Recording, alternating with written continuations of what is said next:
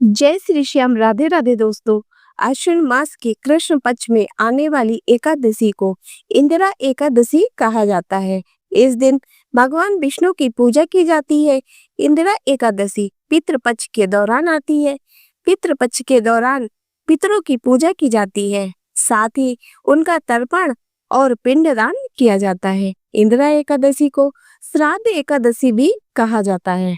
इंदिरा एकादशी पितृपक्ष के दौरान आती है, इसीलिए श्राद्ध के दिनों में इस एकादशी में विष्णु पूजा करने से पितरों को तृप्ति और मोक्ष की प्राप्ति होती है। पुराणों के अनुसार इस एकादशी पर विधि पूर्वक व्रत कर इसके पुण्य को पूर्वजों को समर्पित कर दिया जाए तो उन्हें मोक्ष मिल जाता है और व्रत करने वाले को वैकुंठ की प्राप्ति होती है।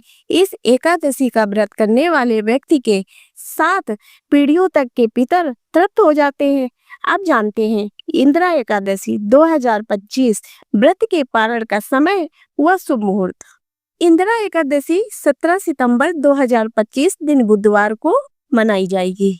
एकादशी तिथि प्रारंभ होगी 17 सितंबर को सुबह 12:21 पर।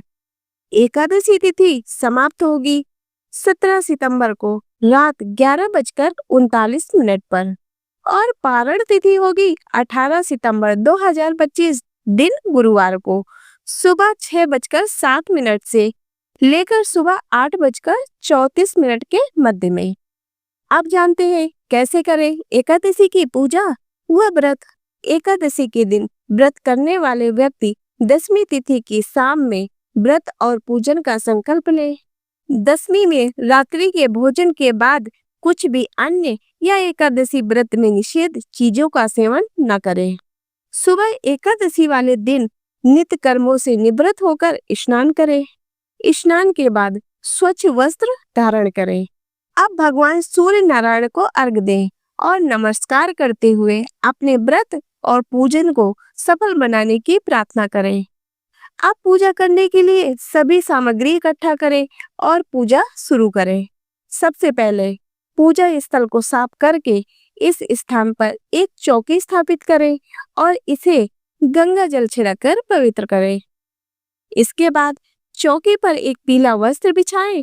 इस चौकी के दाईं ओर एक दीप प्रज्वलित करें। चौकी के सामने एक साफ आसन बिछाकर बैठ जाएं।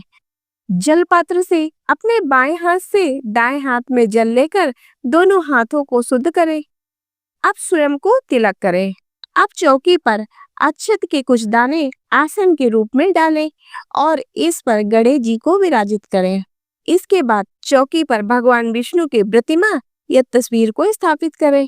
अब स्नान के रूप में एक जल पात्र से पुष्प की सहायता से जल लेकर भगवान गणेश और विष्णु जी पर छिड़के। भगवान गणेश जी को हल्दी, कुमकुम, अक्षत और चंदन से तिलक करें। इसके बाद वस्त्र के रूप में उन्हें जनेऊ अर्पित करें। इसके बाद पुष्प अर्पित करें और गणपति जी को नमस्कार करें। भगवान विष्णु को रोली चंदन का तिलक करें। अब ओम नमो भगवते वासुदेवाय नमः मंत्र का जाप करते हुए श्री हरि को पुष्प, जनेऊ और माला अर्पित करें। भगवान विष्णु को पंचामृत में तुलसी दल डालकर अर्पित करें।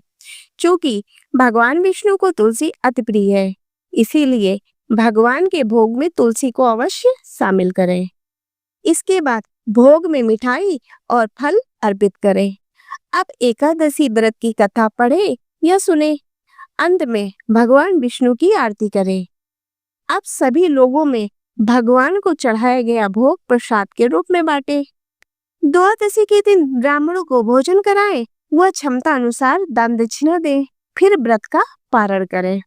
तो दोस्तों, आशा करती हूँ कि आपको ये वीडियो पसंद आई होगी। यदि ये वीडियो पसंद आई हो तो इसे लाइक करें तथा चैनल को सब्सक्राइब करें।